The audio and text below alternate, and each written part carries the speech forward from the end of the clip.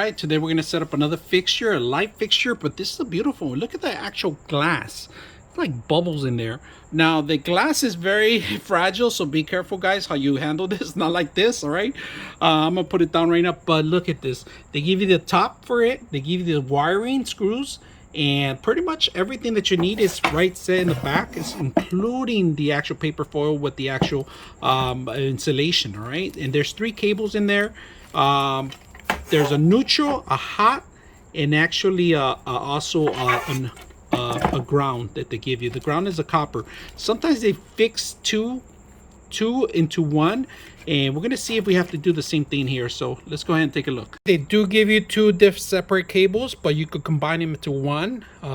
Just to let you guys know, each light bulb contains its own cable. They're not tethered in, they're separate. You got to make sure you wire them properly. All right, so white, neutral, neutral. You can combine these 2 neutrals, and you combine the hot together, and then also make sure you put your ground in your actual ground air green screw. All right, once you set up the actual background with it, make sure you put your light bulbs in and put the centerpiece first. All right, make sure it's nice and tight, because this is gonna fall on you if you don't. Make sure that everything's centered properly, and once you get it nice and fixture, leave this plastic alone. This is actually going to retain the actual light, all right? And it's a silicone, it's not plastic, all right? So you won't worry about burning. Now, if you want to fix it lower, you could. Now let's go ahead and bring the glass and set. Glass goes in there. We got it loose a little bit, so we're gonna go fix this fixture here. All right, then go ahead and tighten it up and make sure it doesn't fall, and that's it. That should do it. So tighten it up as much as you can. Every time you want to remove these 2, and you should be good. Let's turn it on.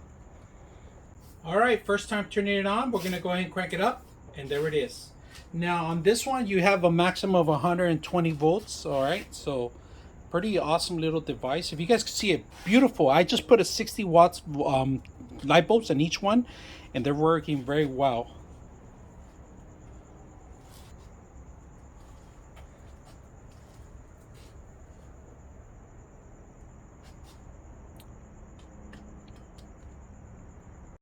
This gives great lighting to the room. I like it that it's nice and glass. On the side panel, on the side profile, if you guys can see the side profile,